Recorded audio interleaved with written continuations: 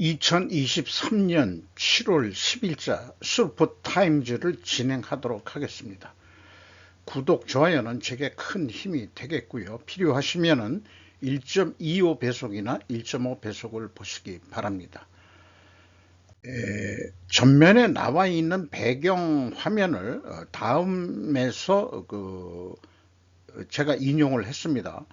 과학자들은 우주에서 태양 에너지를 추출할 수 있는 거대한 돌파구를 발견했습니다. 아무도 이런 일을 한 적이 없습니다. TC라는 매체의 예레미야 부딘이라는 사람의 기고 내용입니다. 과학자들은 태양 에너지를 우주에서 지구로 보내는 방법을 처음으로 발견했습니다. 우주에 기반을 둔 태양 전지판이 지구 어느 곳에서나 태양 전지판보다 8배 더 많은 전력을 모을 수 있다는 것을 의미한다고 스페이스컴은 보고합니다. 이런 게 있는데 기술적으로야 뭐 잘 모르겠습니다만은 두 개의 분리된 수신기 어뢰에 의해 수신되고 두 개의 LED 발광 다이오드를 밝혀 실험을 성공적으로 만들었다고 소개를 하고 있습니다.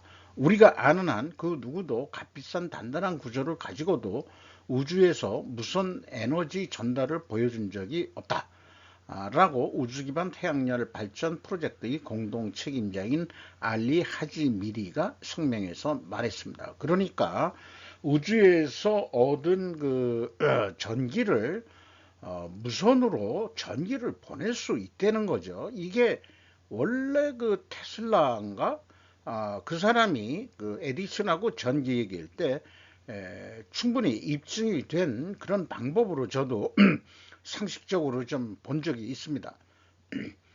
여기에서 의미 있는 얘기가 있는데요. 인터넷이 정보에 대한 접근을 민주화한 것과 같은 방식으로 우리는 무선 에너지 전달이 에너지에 대한 접근을 민주화하기를 바랍니다. 참 의미 있는 얘기인 것 같습니다.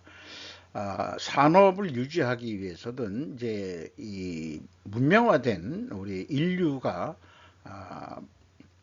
생활을 영위하기 위해서는 전기라는 것은 이제 필수 불가결한 문명의 이익인데 이것을 값싸게 무선 에너지로 세계 어디서나 쓸 수 있다고 한다면은 그것은 대단한 사건이 될 것 같습니다.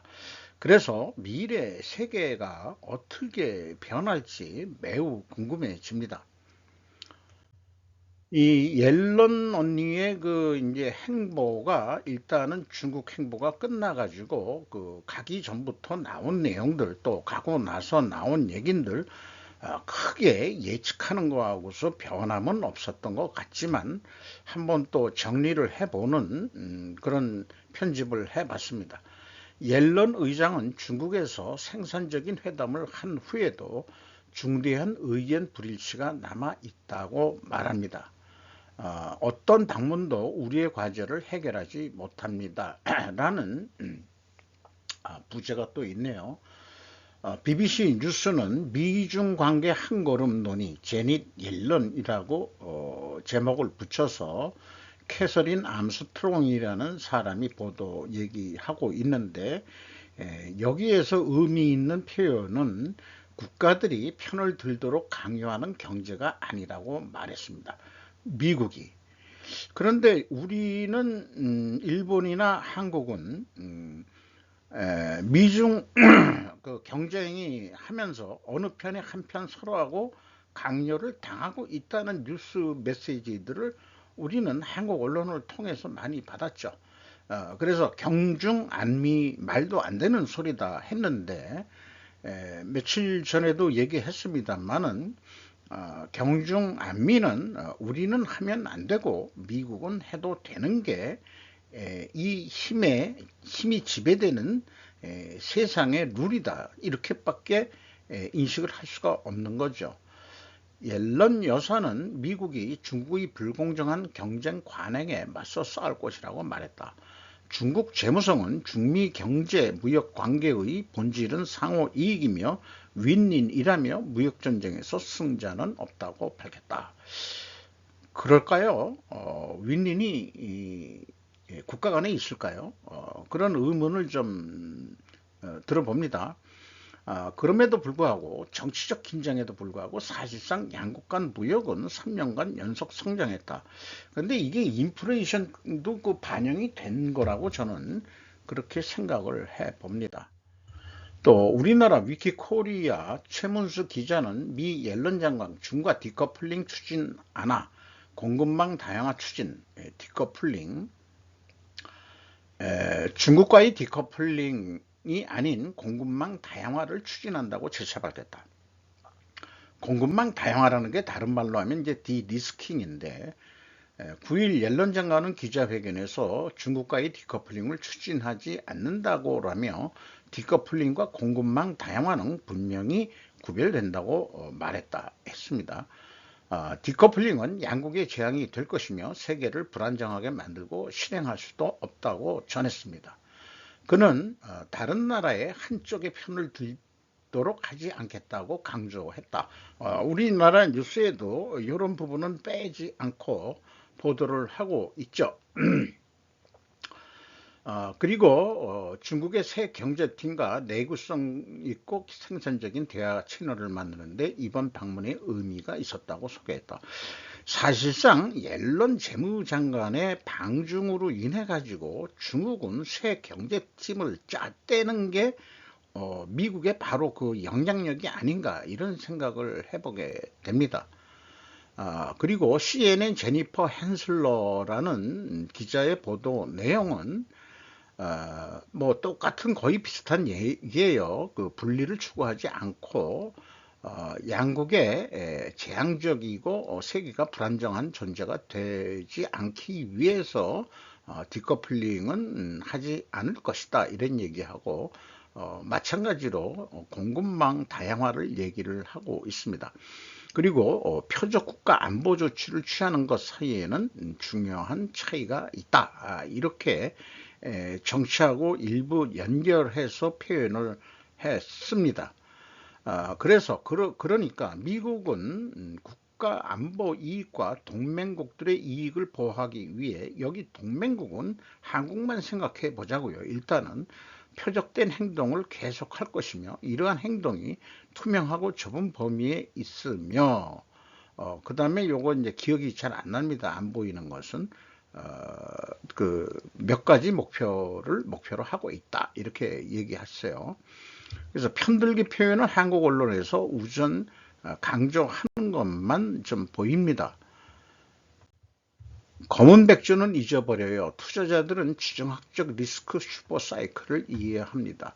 바론슨이라고 맷 피터슨인데 이 바론슨 언론 매체의 풀 기사를 보려고 그러면은 회비를 내야 되기 때문에 소개하는 내용만 그 서문 정도만 좀 인용을 좀 해봤습니다. 세상은 언제쯤 정상으로 돌아갈까요? 그것이 지정학적 전략가 티나 포도 및 재계 지도자들로부터 듣는 가장 흔한 질문입니다. 불행하게도 답은 그렇지 않다는 것입니다. 그러니까 정상이라는 것은 오기가 어렵다. 이런 얘기겠죠. 베런 라이브 인터뷰에서 세계가 지정학적 슈퍼사이클을 경험하고 있다고 말했다. 지정학적 혼란은 새로운 것은 아니지만 지금은 예전보다 시장에 더 많은 영향을 미치고 있다고 포드함은 말했다. 이렇게 소개를 하고 있고 우리가 지정학적으로 위치가 어긋나는 것을 보았을 때 그것은 단지 시장에 큰 영향을 미치지 않았습니다라고 얘기했다. 그러니까 지정학하고는 이게 뭐 연결이 된다는 건지 그 서양식 그 어법이라는 게 너무 간접적인 표현이 돼가지고 그거를 이렇게 그 직역을 한 거를 보면은 참 이해하기가 쉽진 않습니다. 어쨌든 이런 사진을 게재를 했어요. 그리고 이제 검은 백조라는 것 때문에 인용을 했는데 검은 백조란 것은 예상하지 못한 사건이 벌어지는 거죠. 어느 날 갑자기 일어날 거는 결국 일어나지만 그게 언제 일어날 거는 아무도 모르는데 이 검은 백조, 이 세상은 다 백조만 있는 줄 알았는데 백조 이론만 팽배했는데, 그래서 어느 날 호주에 검은 백조 한 마리가 딱 눈에 띄면서 이제까지 통용됐던 이 논리나 이론은 거기에서 백지화가 된다. 그만큼 우리가 인식하고 논리적으로 생각했던, 여기서 얘기하면은 무슨 뭐라 그럴까요? 여기에서 얘기하는 사이클, 뭐 슈퍼 사이클, 뭐 이런 얘기들을 하는데, 이런 것이 예측 불가능하게 어느 날 갑자기 터지면은 그동안의 논리는 아무것도 아니다 라는 식으로 그냥 이해를 그냥 막연히 해보는 그런, 이 뉴스를 접해서 생각을 해보게 됩니다.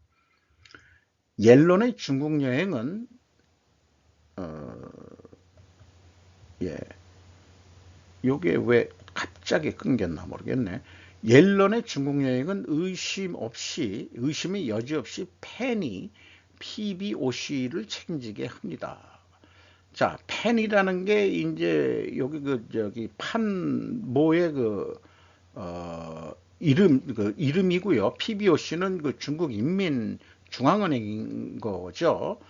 그래서 옐런이 중국에 가면서 이 사람이 차기 중국 인민중앙은행 총재가 된다, 이런 얘기입니다. 그러니까 옐런 재무부 장관의 영향력이 그만큼 세다, 이렇게 좀 봐야 될 것 같아요. 자넷 옐런의 베이징 방문 중 미국 관리들은 불과 며칠 전에 중국 인민은행의 당수로 임명된 판공성이네요.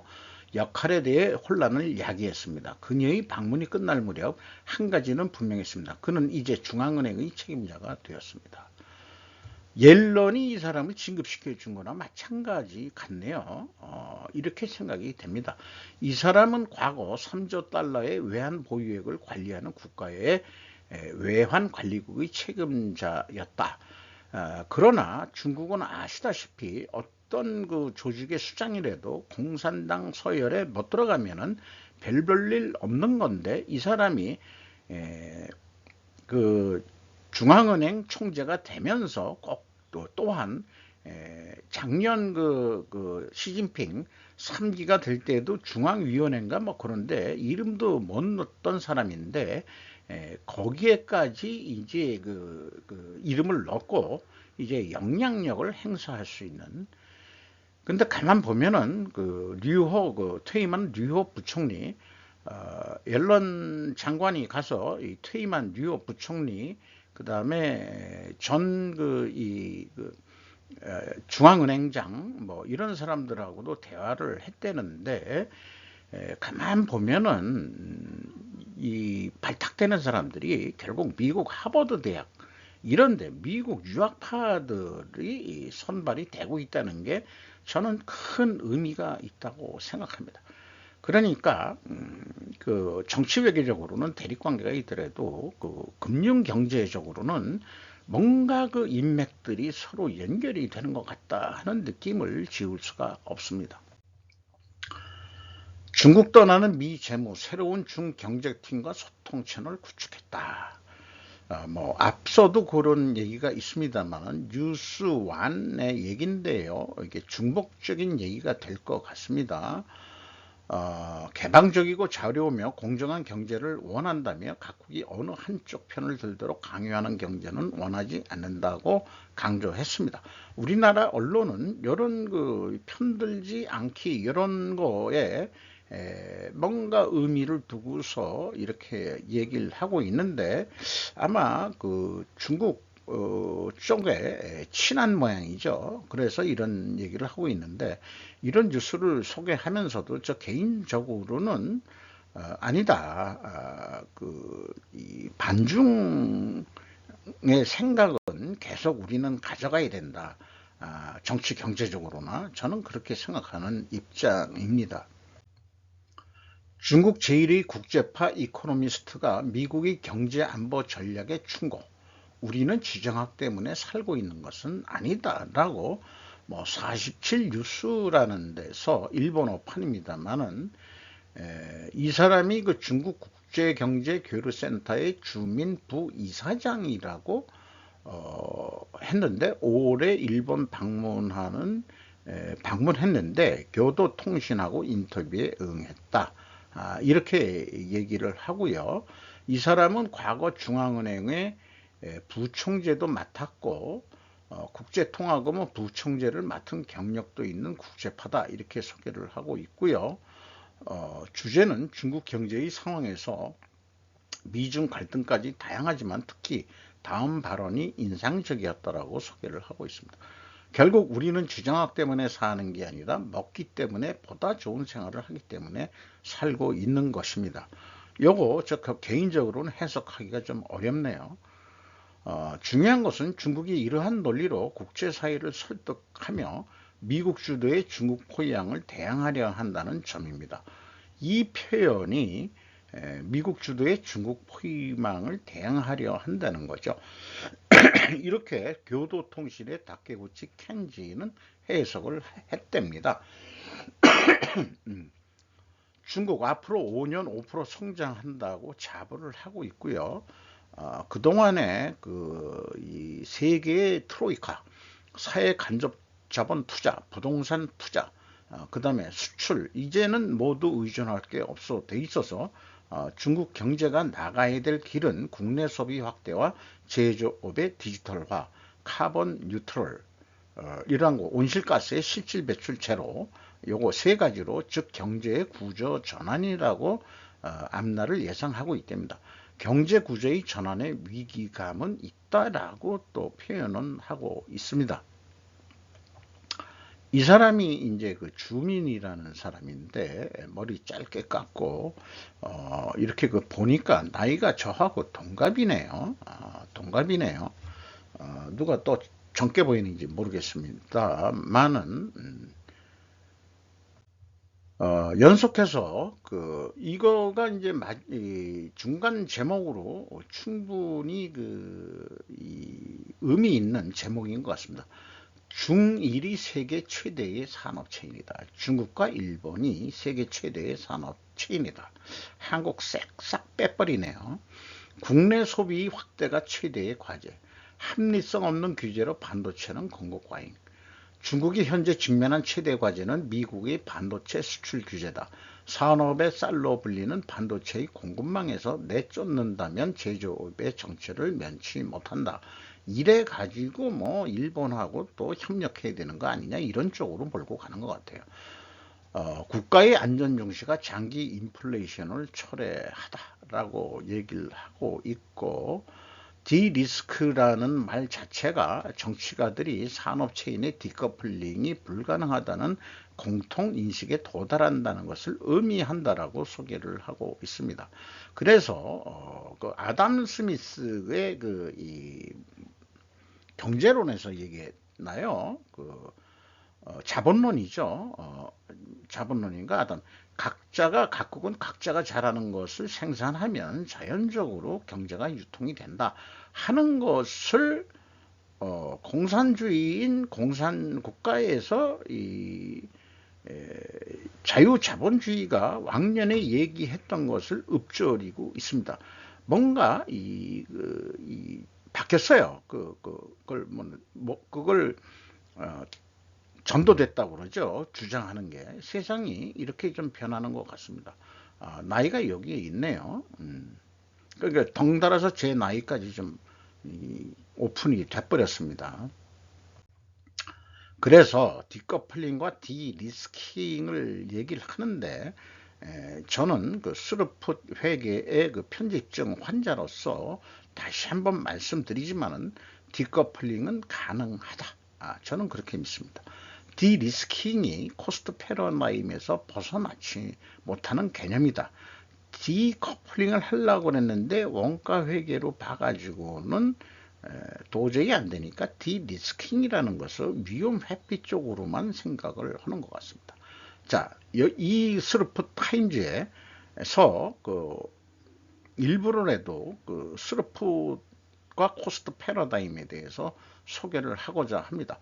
코스트 패러다임은 별게 아니다. 생산 재료비 더하기 가공비가 원가 회계의 패러다임인 것입니다. 재료비에다가 부가 가공비를 더해서 가치가 올라간다는 거죠. 과연 인생이 그런가? 매출액 빼기 그 매출원가 더하기 판관비, 요걸 두 가지 합쳐서 영업비용이라고도 얘기합니다. 그러면 영업이익이 나오는 거죠. 그러면 매출원가라는 게 문제인데 총 제조비용에서 다시 매출원가를 산출하는 복잡한 과정을 또 거치게 되어 있습니다. 그럼 매출원가는 기초재고 더하기 총제조비용 기말재고. 아니 간단하지 그게 뭐가 복잡합니까? 이렇게 얘기했지만 이 재고의 범위가 또 문제고 재고 평가가 또 문제가 됩니다. 이거 가지고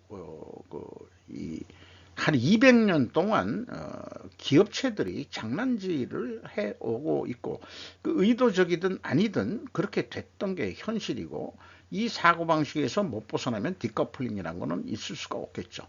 스루풋 패러다임은 총 제조비용에서 가공비를 디커플링 하라는 요구라고 말씀드리겠습니다. 이것을 확대해서 얘기하면은 미국이 생산을 안 하고 중국한테 넘겼던 생필품이라도 미국에서 리쇼링을 하는데 사고 방식을 손익 계산을 제조 원가로 하는 게 아니고 총 제조 비용에서 가공비를 디커플링 해가지고 손익을 해가지고 이익이 남는 구조로 전환이 돼야 된다는 걸 얘기하는 거죠. 그래야 미중 무역전쟁에서 승리할 수 있다라고 저는 얘기를 주장하고자 합니다. 인건비가 싸다고 공장을 옮기는 시대는 이제 지나갔습니다. 그래서 스루풋 패러다임은 매출에서 매출에 비례하는 매출 재료비를 뺀 것을 스루풋이라고 얘기하고 스루풋에서 가공비, 그 원가 회계에서 얘기하는 가공비하고 판관비를 운영비용이라고 명명을 하고 해가지고 스루풋에서 영업비용, 운영비용을 뺀 것이 영업이익이 되겠습니다. 재료비와 가공비를 디커플링하는 게 핵심입니다. 그러니까 잘라내야 된다 이게. 자원 원재료 중심으로 생각을 하고 가공비는 어차피 판관비처럼 다 들어가는 돈이다 이렇게 생각을 해야 된다는, 그리고도 이익을 남기는 길을 찾아야 된다는 거죠. 따라서 매출원가가 필요 없습니다. 그래서 쉽게 손익계산하고 의사결정을 할 수 있습니다. 세상이 이렇게 편하고 간단해야 살 수 있는 거지 지금과 같은 원가회계 패러다임이 그 밑바닥에 있는 그 경제 구조 가지고는 지금과 같이 미국 미준 정쟁에서 뭐 디커플링이 되느니 디리스킹을 해야 된다느니 이런 것들이 기본적인 그 어떤 패러다임을 아직 인식을 못하기 때문에 다들 혼란을 겪고 있는 것이라고 저는 주장하고자 합니다. 이래야 세계의 좋은 방향, 세계를 좋은 방향으로 개선할 수 있을 것이라고 저는 믿습니다. 아직까지는 광야에서 외치는 외로운 소리일 수밖에 없습니다만은 이런 세상이 저는 미래에 가까운 미래에 곧 다가올 것이라고 저는 믿어 마지 않습니다. 중소기업 596개의 현재의 거래처 국가 중국이 5화를 넘는, 앞으로 중시하는 나라는 베트남 등 아세안 국가들의 주목. 일본 요게 그 마이 뭐라고 돼 있어요. 이렇게 돼 있는데 이 일본 중소기업들이 주요 거래처가 중국이 5할이 넘는다 이런 얘기예요. 그래서 향후는 베트남 쪽의 비중이 높아지지 않겠냐. 물론 이제 한국도 그렇습니다만은 한국의 비중은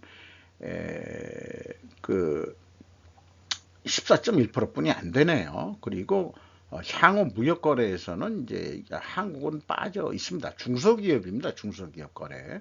그리고 해외 인재 채용에서도 베트남이 45.8%, 중국에서 40.6%, 그리고 한국은 10.4%, 필리핀, 미얀마 등 모두에서 7.4%다.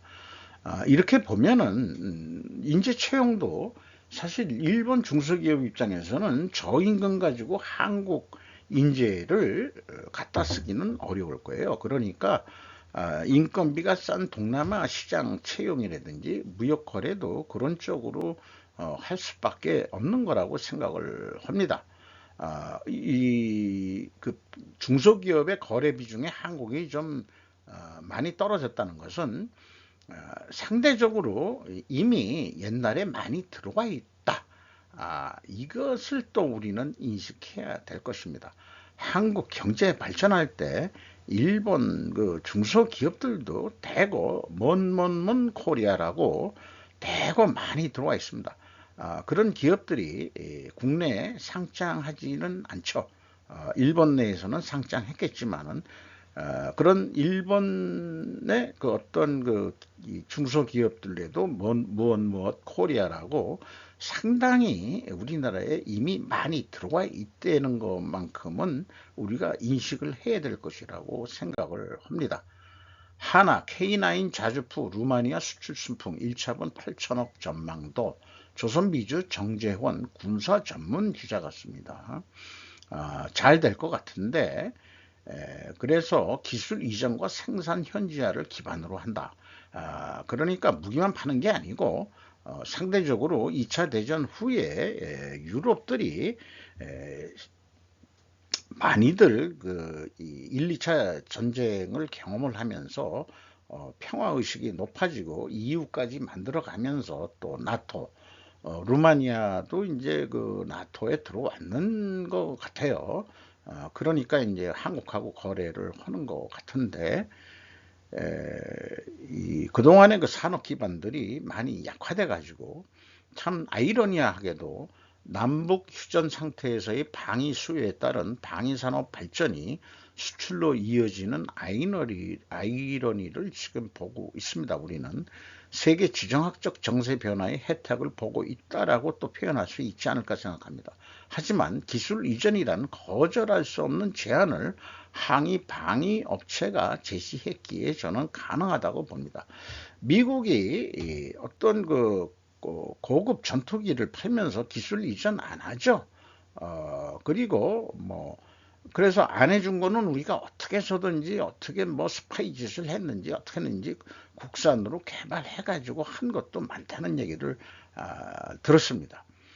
뭐 이런 것도 있고요. 그 참 첨단 그 무기라는 거. 그다음에 지금 이거 수출하는 것은 재래식 전쟁에서 꼭 필요한 거. 이런 것들이 되겠죠. 수주금액 2조 돌파, 삼바 대규모 계약 주요 배경은 해가지고 위키코리아 조필현 기자의 보도 내용입니다. 삼바 사장의 이름이 미국계 그 한국인인가 졸림 사장, 탄탄한 글로벌 네트워크 고객 만족 극대화 경영 방식으로 올해 누적 수조 금액은 글로벌 상위 빅파마 29 중 13곳이 고객사다라고 소개를 하고 있습니다. 자관 수주를 많이 했다는 얘기인데 삼성 바이오로직스 상반기 실적이 궁금해지긴 합니다. 사업 보고서 공시할 때 분명히 수주 사항도 공개를 하는데 제가 지금 요구하는 기초 수주 잔액이 얼마 있었는데 회계 기간이 좀 들어가야 돼요. 그 회계 기간 상반기 중에 수주를 얼마 더 했고 매출액이 얼마고 이게 이제 그 손익계산서 매출액하고 일치를 해야 되겠죠. 그래서 우리가 현재 기말 수주액을 얼마를 가지고 있다라고 객관적으로 투명하게 공개하시기를 바랍니다. 영 BBC 한국 향한 우크라 포탄 지원 압박 고조. 어저께 그 한국 이 해병대 출신인가요? 그 사람이 1인 시위를 하면서 한국 전쟁을 도와줬던 22개국을 고맙다고 인사하는 차원에서 시위를 하면서 한국이 우크라이나 지원해야 된다라는 그런 시위를 했는데 아니나 다를까 영국 BBC에서 그것을 그런 취지로 또 뉴스가 나왔네요. YTN 김선희 기자의 보도 내용인데요. 한국이 러시아 침공에 맞서 싸우고 있는 우크라이나에 무기를 제공해야 한다는 압박이 쌓여가고 있다고 영국 BBC 방송이 보도했다. 그래서 한국은 북한과의 갈등으로 언제 총알이 필요할지 모르는 상황에서 한국은 대규모로 비축한 무기고를 조심스럽게 지키는 상태라고 BBC는 전했다. 근데 알게 모르게 갔을 거예요. 그 뉴스로는 못 나오는 그런 거 있을 수 있는 거 아닙니까? 그래서 그 7월 11일과 12일, 내일과 내일 모레 리투아니아 빌뉴스에서 열리는 나토 정상회의에 일본 수상과 한국 대통령이 또 초청되고 또 호주 등 이런 데도 초청이 돼 가지고 가게 돼 있는데, 이때 윤 대통령이 어떤 표현을 하게 될지 매우 기추가 주목이 됩니다. 여자도 군대 가라. 남성이 더 반대했다. 이데일리 박지혜 기자의 보도 내용입니다. 여론조사기관 리얼미티는 10일 미디어 트리븐이라는 곳의 의뢰를 받아서 여성 징병제에 대한 찬반조사를 했대는데, 남녀 모두가 반대가 우세했는데 남성은 반대 응답이 56.3%, 여성 반대 응답은 53.4% 차이가 크지 않다 했는데, 찬성하는 것도 그럼 만만치 않다는 얘기가 되긴 돼요. 근데 저는 여성 징병제를 찬성하는 입장에서 여성 징병제에 대한 논의는 여론조사 성격으로 결정한 사항이 아니다. 적과 대치된 상태에서 국가의 생존에 대한 결정은 강제적일 수밖에 없는 거를, 이게 미디어 트리픈지라는 데가 뭐 하는 데인지 모르지만은 이런 거를 여론조사를 시켜가지고 한다는 게 이게 어불성설이다. 이스라엘을 봐라. 저는 그렇게 얘기를 하고 싶습니다. 이거는 여성 부사관 여군 2기 모집할 때 포스터인 것 같습니다. 검토, 금융자본주의에 붙잡힌 99%를 좋아한다. 한겨레의 보도 내용인데요. 금융자본주의가 이 세계를 현재 지배한다고 저도 그렇게 인식을 하고 있습니다. 마이클 허드슨 명예교수는 저서 문명의 운명이라는 데서 상위 1%를 제외한 중산층과 노동자 계급이 이익을 착취하고 있는지 그 작동원리를 캐고 있다. 돈의 흐름을 추적하고 금융경제의 작동원리를 깊이 체감했기 때문에 가능한 통찰이다 라고 소개를 하고 있습니다. 금융자본주의 핵심은 부채 디플레이션이라는 표현으로 요약된다. 이런 것도 처음 영어를 들어보는데, 부채가 디플레이션 된다? 부채가 내려간다? 이게 뭔 뜻인지 모르겠네요. 부동산의 사유와 이를 기반으로 한 금융대출은 실물경제 주체들이 근로소득으로 도저히 감당하지 못하는 금융자본주의 지대금리 아성을 공고히 구축했다라고 얘기를 하고 있습니다. 뭐 이런 여러 가지 얘기도 있는데, 요거를 맨 마지막에 좀 말씀드리는 것은 한반도를 놓고 패권 경쟁의 양상이 급변했다. 미국과 중국은 외교 안보의 경제 산업뿐만 아니라 기술 영역까지 전 방위적으로 전선을 넓히고 주변국의 가혹한 선택을 강요하고 있다. 아까 이 앨런 장관이 중국 다녀온 경우에 같은 맥락의 이런 거죠. 가치관 외교를 내세운 윤석열 정부가 친미로 급선해야 하는 지정학적 파열음이 거세지는 지금 미국이 주도하는 금융자본주의 실상에 대해서 한번 멈추어서 생각하는 책이 나왔다라고. 그러면은 이 마이클 허드슨 명예 교수도 상당히 레프트적인 사람이라고, 이렇게 레프트적인 학자다, 이렇게 볼 수가 있는 것 같아요. 책을 소개하는 서문이 너무 편향되어 있다고 저는 느껴집니다. 지정학적인 파열음? 그러면 파열음을 안 내게 하면은, 그러면 한국이 완전 친중구 석국이 돼야 되는 거냐? 난 거꾸로 그렇게 묻고 싶어요. 한겨레한테. 참 어떤 형평성이 없는 이런 표현들을 하는지 약간 왕짜증이 납니다. 요게 이제 새로 번역돼서 나온 책이에요. 책이란 것도 다양한 관점에서 나올 수 있는 거니까 팔릴만 하면은 하는 거겠죠. 우리나라도 의외로 그 레프트에 서 있는 사람들이 꽤 많이 있을 테니까요. 뉴주석 알레스 헵 대표, 전기 자극 치료로 노인 3명 중 1명은 삼킴장애 해결. 아유, 이거 고마운 얘기입니다. 이게 저도 요즘 식사하려고 그러면 물부터 마시고 천천히 냉겨야 이게 뭐 좀 들어가지. 요게 이제 이 근육을 어떻게 좀 다시 개선시켜 가지고 잘 씻고 잘 넘기게 도와준다는 얘기인데, 이게 이 건강하고 다, 그러니까 늙으면은 다 그렇게 약화되어 있는 건데, 이런 기술의 발달이 사람을 또 장수시키는 그런 역할도 좀 되긴 되겠네요. 어쨌든 축하합니다.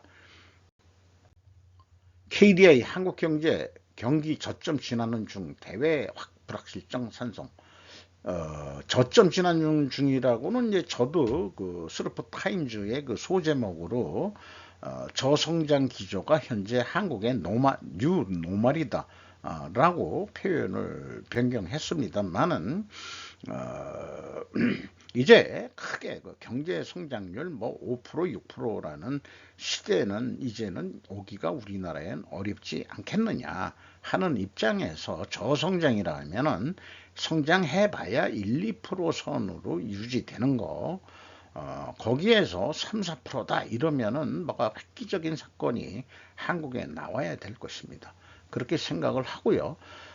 왜 그런 저성장 기조의 근본 원인이 뭐냐 하면은 미중 전쟁이다 뭐 이런 얘기 하덜덜 말고, 제 얘기는 저출산과 고령화에는 핵심적인 이게 있기 때문에 출발을 한다. 광공업 생산지수가 팍 떨어졌다가 이제 조금 올라가고 있는 중이고, 서비스업 생산지수는 계속 내려가고 있고, 요 파란색이 전산업 생산지수인데 내려가고 있죠. 요게 이제 2024년도 초반부터 수평선으로 저성장 기조로 가고 이때는 저의 표현을 입증하는 그런 그래프가 되겠습니다. 하반기에 제조업체의 생산 지수가 저도 향상되기를 희망합니다만은, 일단 상반기 결산을 저도 결산 공시를 좀 매우 기다리고 있는 입장입니다. 그런 통계를 보고서 미래를 한번 예측을 해보고 싶은 욕망 때문에 그렇습니다. 한국의 지금은 일본의 미래, 젊은이로부터 멸시되는 개가 된 중년 남자 김경철 언론인인데, 일본 현대 비즈니스에 기고를 한 내용인데, 일본에서 활동하는 언론인 것 같습니다. 한국인. IMF 위기 이후 지나친 신자유주의로 모든 세대가 무한 경쟁에 휘몰렸다. 초격차 사회 한국. 요런 거는 우리나라가 일본보다 더 앞서 나가는 모양이죠. 그러니까 한국의 지금이 일본의 미래다 이런 얘기 모양인데, 그동안에 잃어버린 30년 동안에는 신자유주의 이런 용어가 일본에서는 없었던 모양이죠. 그리고 무한경쟁도 안 했던 모양이죠. 한국의 지나친 자본주의, 무한경쟁 사회의 고뇌는 한국에 대해서 알기 위한 필독서이다. 개가 된 중년 남자, 개조시, 이 개와 아저씨의 합성어라고 그러는데, 그러면 아저씨니까 개저씨네, 개저씨인데 발음상 개조씨. 그러면은 이게 또 뭐하고 어울리냐 그러면은 이게 점잖게 아저씨라고 했는데 개조씨네, 개조. 개족 같은 이런 말이 진짜 용어 아니었을까요? 개조. 젊은 직원들이 중년 상관을 개족 같다 이렇게 얘기한 개조시겠죠. 이게 정답이겠지. 중년 남자에 대한 청년 세대의 반격 해가지고 뭐 이렇게 쭉 얘기 나왔는데, 신자유주의와 개조시는 그 논리가 너무 긴 화살입니다. 제가 얘기해보고자 하는 것은 배부른 개, 요는 이 젊은 청년 세대를 제가 비유해서 얘기하는 거고요. 우리가 젊었을 때는 배고픈 늑대였습니다. 배부른 개보다 배고픈 늑대를 청년 세대에게 보여줘야 할 것 같다라는 생각을 해보게 됩니다. 세계 25권인데 아직도 팩스 쓰는 항공 물류. 이거 매우 이거 관심사인데요. 저도 조직에 있을 때 이런 결과적으로 전사나 그다음에 통관, 그다음에 내륙운송, 그다음에 선적, 하역 이런 거를 전반적으로 아울릴 수 있는 포워딩 컴퍼니에 대한 검토를 해보다가 별로 이 영역이 아주 불투명한 그다음에 무슨 야맛이라고 그러나요? 일본 말로. 뭐가 좀 그런 게 돼가지고 점잖은 사람들이 거기 발을 들여. 근데 이거 물류를 넘어서 포워딩 컴퍼니 이거 해야 됩니다. 현대 글로비스가 이런 거 같은 거 해야 된다고 보고, 제가 있던 조직에서도 이제 회사가 방대해져 가지고 여러 자회사도 많이 생기고 물류도 통합하고 수출도 상당히 많이 하거든요. 수입도 많이 하고. 요거 포워딩 컴퍼니 하나 스스로 물론 포워딩 컴퍼니는 자기 그룹만 해가지고는 이제 생산성이 없을지는 모르고요. 모르겠고, 딴 데도 좀 영업력을 또 발휘는 하긴 해야 되겠죠. 이 영역들이 운송회사, 항만 하역회사, 그 다음에 항만 통관, 그 다음에 내륙 운송, 여러 가지 복잡하게 있는 것을 총괄 관리해 가지고 디지털화해서 전산화해서 아주 생산성이 높은 분야로 해서 하나의 또 이익을 창출할 수 있는 사업 모델이라고 생각을 합니다. 이거를 사업 계획을 할 수 있던 역량이 제가 젊어서는 없었다는 것이 매우 아쉽기만 합니다.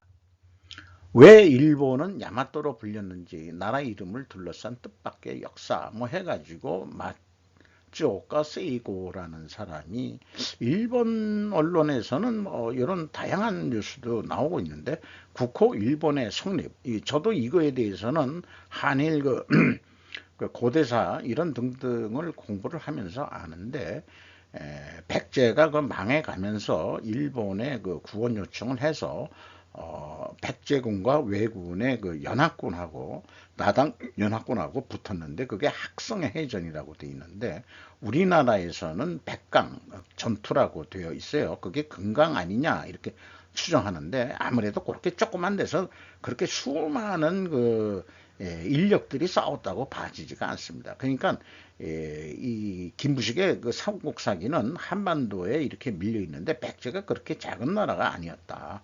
중국 산동반도 쪽도 백제방이 있었고, 영역이, 그러니까 서해안을 이 변두리로 해가지고 서해안을 무대로 했던 게 백제의 영역 아니었겠느냐. 그러니까 지금 중국 바레만 쪽, 요동반도, 그 다음에 산동반도 이런 데도 경제적으로 다 백제의 영향권이었을 거라고 생각을 저는 하거든요. 그렇게 해가지고 학성이라는 데가 일본 용어로 이렇게 되어 있습니다만, 이게 구체적으로 진짜 실전 전투 장소는 어디인지 모르지만 제 생각에는 아마 산동반도 쪽 어디쯤 아니었겠느냐, 저는 그렇게 추정을 합니다. 그리고 또한 일본 야마토 정권이 최초의 이 정부 정권의 이름인데 한자로는 대화라고 씁니다. 이게 이제 저 개인적으로 어쩔 수 없는 그런 이 혈연 관계가 돼버렸습니다. 저 개인적으로는. 그런데 일본의 야마토 성씨가 있습니다. 이들은 분명 도레인이며 혈연 관계가 있다고 저는 믿습니다.